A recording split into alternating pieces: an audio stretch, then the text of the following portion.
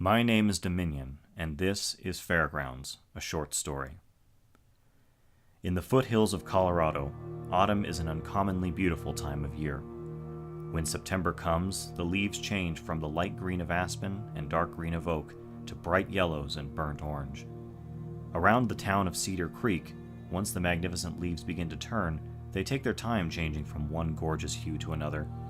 Come one day, usually toward the beginning of October, they drop nearly in unison as a crowd dispersing from a party, leaving only a few stragglers to be kicked to the curb after another while. Cedar Creek complemented these autumn changes with an architectural motif that reminded travelers of New England, with Victorian-inspired houses and narrow, winding streets. Although the streets were not an aesthetic choice, the hills and valleys dictated the flow of the roads by necessity. In this town, on this very day in which the leaves drop, there was a boy named Daniel. He was 12 and lived here his whole life, having scarcely ever left the town limits other than school trips or the odd vacation. He was an only child, and his friends were few. At the moment, Daniel was in his history class, and he was looking out the second-story window at the leaves whirling before him in the wind. Something was on Daniel's mind, and Alice, a girl of the same age who sat next to him, seemed to notice. She tapped him on the shoulder while the teacher's attention was on the whiteboard. "You're being really quiet," she whispered, and Daniel turned to her with a start, just in time for his teacher to turn back around. "Dan, who was it that led Russia during the Napoleonic Wars?" he asked. Daniel stared for a second. Daniel thought for a moment. "Peter the Great?" His teacher wore an unamused expression. "No. Once again, Alexander the First reigned until 1825, when..." He faced the board once more. Daniel felt a little embarrassed, but he was still distracted. Alice leaned in and whispered, quieter still, "What's wrong?"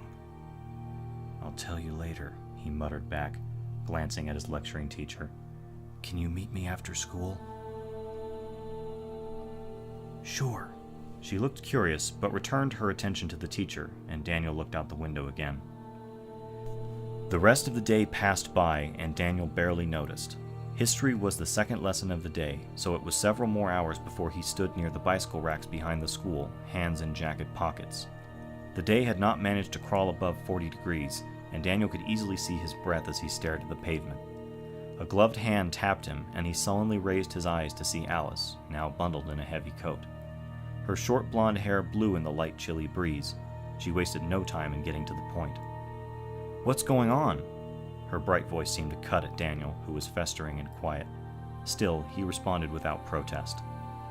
"It's my mom," he said, and Alice's face fell. Of Daniel's few friends, she was the best, and this wasn't the first time she had heard of what went on in his home. She put a mittened hand on his shoulder. "Want to take a walk?" She must have known he would, for he commonly went on walks for no good reason at all, but he guessed she thought he might be required at home right after school. He nodded, though, and he set off not toward one of their normal circuits, but toward the edge of town. There really wasn't anything out in that direction other than dirt roads and grazing land for cattle and horses. They were both quiet for a good while after they set off. Daniel knew Alice was burning to ask him what was going on, but he hoped she knew he'd speak up as soon as he could figure out how. As they walked down a dirt road surrounded by bare aspen trees far from the school, her boots and his sneakers crushed the leaves beneath them noisily. It was here that Daniel finally spoke again, feeling no uninvited listeners around to snoop. "Mom went to Cripple Creek over the weekend," he said simply. Cripple Creek was a small mining town in the mountains, like Vegas without any class. He expected her to understand purely based on this, and she certainly seemed to. She replied simply and kind. "Are you guys going to be all right?" "No." He stopped at a break in the trees. A large clearing of the aspen sat just off the path. There was a split-rail fence here, and Daniel leaned forward against it, staring out at the clearing. "Dad told me she needs help, but he doesn't know what to do." Alice joined him, crossing her arms over the highest wooden beam. It looked like she was struggling to think of something appropriate to say. She finally settled on, "I'm sorry, Dan." Daniel was also struggling for something to say. He was about to remark that it was whatever, or that they would be fine, when a curious aroma struck him suddenly and seemingly out of nowhere. It was the sweet and nutty smell of roasted almonds and of cinnamon. There were no shops or factories nearby, and he didn't think anyone lived around here. Alice was looking down, kicking at a rock that was jammed in one of the fence posts. Presently, the aroma seemed to hit her as well, and she looked up in confusion. "Do you smell that?" she asked, looking about. "Yeah." Daniel suddenly noticed something. "Look over there." He was pointing to one of the far edges of the clearing. Alice had to move closer to him to see it. It was a plume of white smoke coming from that side of the clearing, looking exactly as if it came from a large barbecue grill or a roaster. Daniel climbed up onto the fence and saw what almost looked like a wrought iron gate where the smoke was originating. He glanced back at Alice and then swung his leg over the fence and dropped softly into the leaves on the other side. Alice looked startled by his sudden interest. "What is it?" she asked, a little more quietly than she probably meant to. Daniel responded but didn't look back, eyes still on the continuous flow of smoke from the obscured gate. "I don't know." He then looked back at her, a hint of excitement visible on his face now. "Come on." Alice hesitated, but then likewise climbed over the low wooden beams and landed next to him. She straightened up slowly. Daniel set off, with about 100 feet separating him from the iron gate, Alice quietly in tow. As they neared the smoke, the smell intensified greatly, and Daniel's mouth watered a little. He saw now he was only half right about the gate. It was actually a great boundary made of iron poles and at least 10 feet tall. There was no gate, but a sizable arch right in the middle. There was a sign above the arch, and he could have sworn there were tents and stands beyond in another clearing, but the opaque white smoke obscured all. They stood staring at the blurry scene. Now that they were close, about 12 feet from the archway, they could hear the very faint sound of chatter and laughter from beyond. There was also now the intermingled smell of turkey legs, and perhaps funnel cakes. The two children looked at each other in bewilderment. "Did you know there was a fair right now?" Alice spoke up first. "No." "Should we go in?" "I guess we could see how much it costs." They stepped cautiously forward through the thick plumes. As expected, on the other side of the gate off to the side was a large nut roaster, apparently in full swing. Curiously, there was no one attending it. There was a ticket stand in front of them as well, and as they approached it, their confusion grew. There was no one in the stand either. In fact, they couldn't directly see anyone behind the stand, where they observed dozens of carnival games, brightly colored circus tents, and a large, vast red and yellow striped tent right in the middle of everything. More oddly still, the faint sound of laughter and talk could still be heard. Now that they were there, the noise seemed to have a slightly tinny sound to it, as if it was coming from a speaker. Nevertheless, they proceeded, meandering up to one of the stands where sat a ring toss game. This booth was empty too, and the two of them began to feel a little uncomfortable. Sure, the place was inviting enough, but where were the people? Alice looked sidelong at Daniel, and then shrugged. She picked up one of the colored rings, aimed it at the stack of old glass bottles, and tossed it underhanded. It flew neatly through the air and landed on point on the top bottle. However, as soon as it did so, the glass bottle shattered as if struck against the sidewalk, as did the rest of the stack in a mighty crash, causing the both of them to nearly jump out of their skins.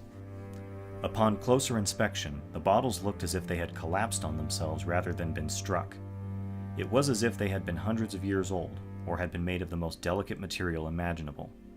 Their shattering was so complete that there were scarcely any shards left larger than a fingertip, which laid in neat piles where the stack had been. Despite the constant background noise, they only now just realized how quiet it was, contrasted by the thunderous breaking of glass. Both of them, but Alice especially, meekly stepped back from the stand in guilt. The omnipresent laughter and chatter did not cease or quiet, but no person appeared to investigate what the two of them were doing. The sound was curious, though. Now that he was listening for the sound of incoming game attendants, it occurred to Daniel that although he could hear speaking, he couldn't make out a single word of it. The two of them slunk away from the stand in the direction of the tents beyond, now aware of their noisy footsteps through the sea of leaves. The light breeze lifted the flap of the nearest tent. Daniel detoured to it and poked his head in. Inside the bright orange circular tent was a stage, and a place where people could line up, but once again, it was totally deserted. He pulled his head back out. "Where is everyone?" he demanded, as if Alice knew better than he did. She shook her head, looking around again. It was at this time that, casting their heads around, they began to notice something else. "It sounds like everyone's in there, doesn't it?" Alice stated, pointing at the large pinstripe tent in the center of the fair. Now that Daniel was paying attention to it, it did seem like all the noise was coming from that direction. After glancing back over the dozens of empty game stands and food booths, he stepped lightly forward. He couldn't explain why, but he felt an apprehension of the 20-foot-tall behemoth of cloth before them, an apprehension that grew with every step. What kind of fair was this, and why wasn't there anyone manning the ticket booths and almond roasters? After nearly an eternity, they stood before the large flaps guarding the entrance. As expected, there was no one standing outside, but the sounds of merriment they heard were definitely coming from within. They grew louder with each inch they moved toward the great tent.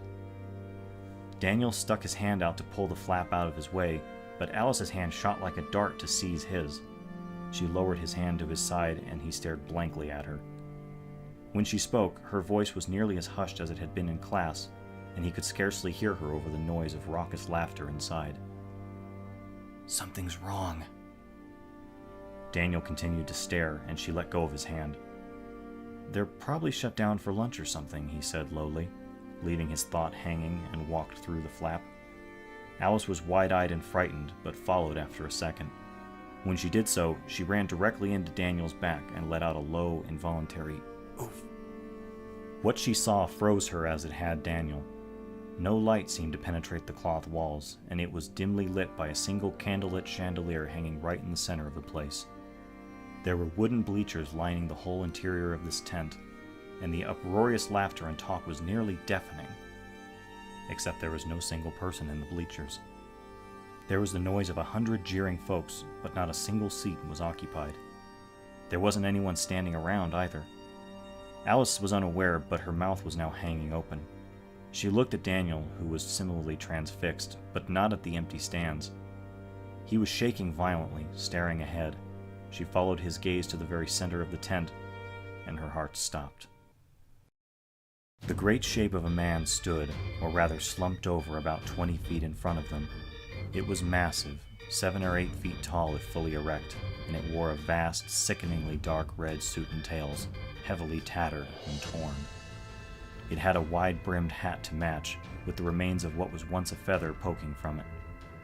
It hadn't noticed them, and in fact it was presently occupied by the invisible seat-dwellers, seeming to cower from them, emitting deep but piteous whines, as if it were an injured animal. It was looking up at the sea of empty chairs, apparently feeling their laughter and jeers like physical blows. Daniel had been holding his breath, and he inhaled sharply in a half-gasp. The creature immediately noticed, and its great head snapped up faster than flipping on a light, and it stared straight at them. And it was certainly not a man. It had human-like features for its face, but its skin was sallow and rotted, with huge strips missing completely over exposed bone. One of its eyes was gangrenous and unseeing, and the remaining bright red eye was fixed on them in what looked like hatred. It had a mess of pointed teeth in its maw. As it slowly turned toward them, they could see that its suit was as torn and rotted as its face. Its hands were curled up near its chest like a raptor. However, hands was not the right term to describe what protruded from the festering sleeves. It had no palms to be seen, and jet-black spindles left its coat like the legs of a massive spider. Each finger was as long as either child's arm. Both Daniel and Alice were rooted in terror. Their breath came in shuddering gasps, and they could do nothing but stare in immobilized horror. The unseen crowd began to quiet, as if it too had just noticed the pair. The creature's chest was heaving. The once pitiful sounds escaping its throat turned dark and angry. Its whine became a low, piercing growl, like an immense bear. Alice began to find her bearings, and she gripped Daniel's arm, pulling him backward while slowly backing away herself. The thing was standing up now, and despite its distance, it seemed to tower over them. Just as the pair turned to run back out of the tent, it let out an earth-shaking bellow and charged. As they blew by the tent flap, Daniel was hardly aware that Alice released his arm, and the two of them seemed to split in opposite directions, Daniel toward the great archway, and Alice toward the many deserted game stands. He didn't even realize at first that they had been separated. Daniel sprinted harder than he ever had. He shot a look back to see the great filthy beast tear through the tent entrance as if it were an inconvenient piece of paper. The thing had a look of hunger and hatred, and he turned around again and didn't look back until he was through the smoky arch, across the clearing, and over the fence. He now allowed himself to turn again, and observed in panic that while the beast had not followed him, neither had Alice. He could barely catch his breath, but nonetheless shrieked, "Alice!" into the silent clearing. There was no response. He put his foot back on the fence to jump again, and then stopped. The thing's horrible, rotting face was seared into his mind, and its massive spider claws. Daniel shook himself in determination, still panting up a storm. She would go back for me, he thought, nearly succumbing to the terror. Almost without realizing it, he stepped back over the fence and landed again on the other side. He hated the crunch his feet made on the leaves now, and he crouched in total silence for several seconds before getting back up. Smoke still billowed from the roaster behind the arch, obscuring his view inside. His heart felt like it was exploding with fear. He walked slowly and as silently as he could through the arch, and he noticed right away that the creature was nowhere to be seen. The torn flap of the pinstripe tent lay discarded like a tissue. Daniel thought that Alice had left the tent with him, but he dared not step foot back inside, even if she hadn't. What if that thing went back in? The thought of that creature hunched over, glaring at him, nearly made him turn around and run again in panic. He steeled his resolve and moved toward the game stand where they broke the bottles.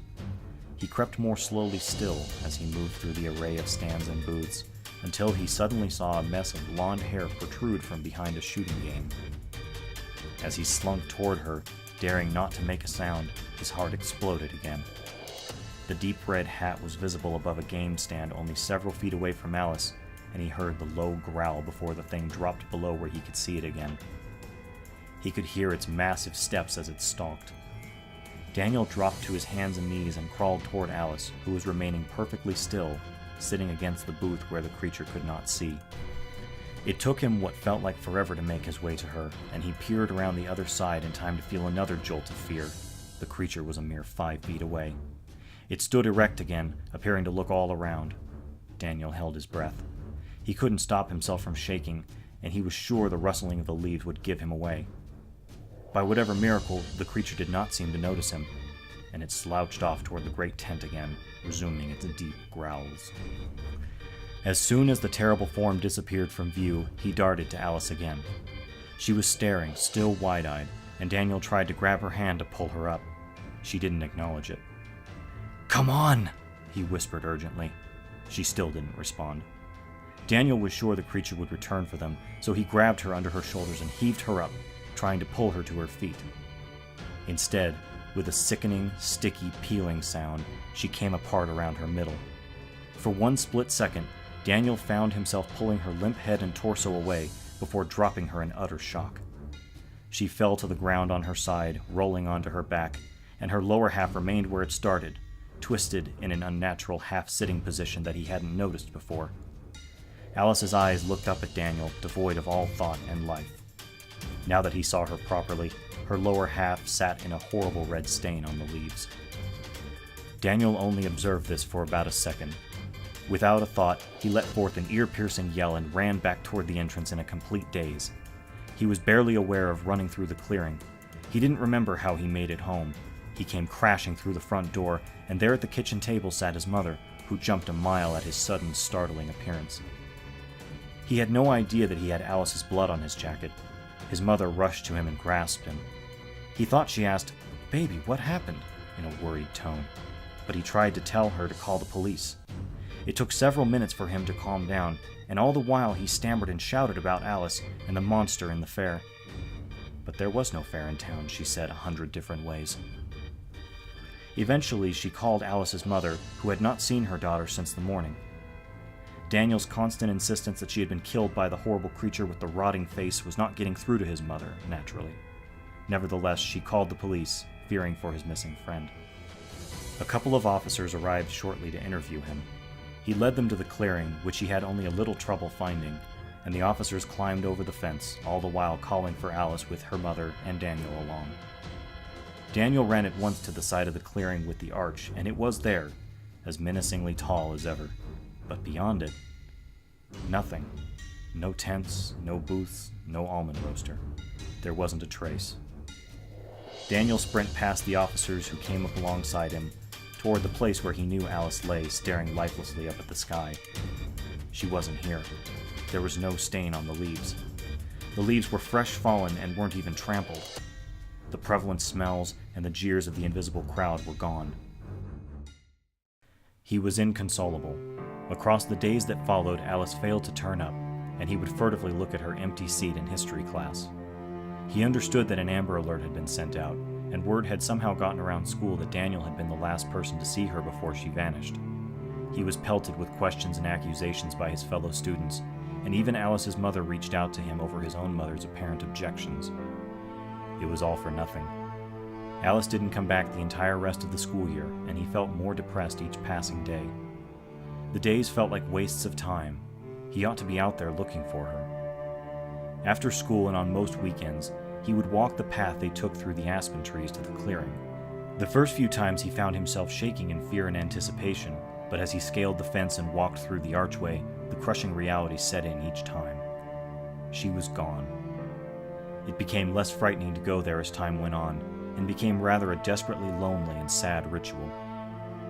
One time, a few months later, although his therapist told him it was just his grief-stricken mind playing tricks on him, he could have absolutely sworn that he heard carnival music through the archway and smelled the faint scent of roasted almonds.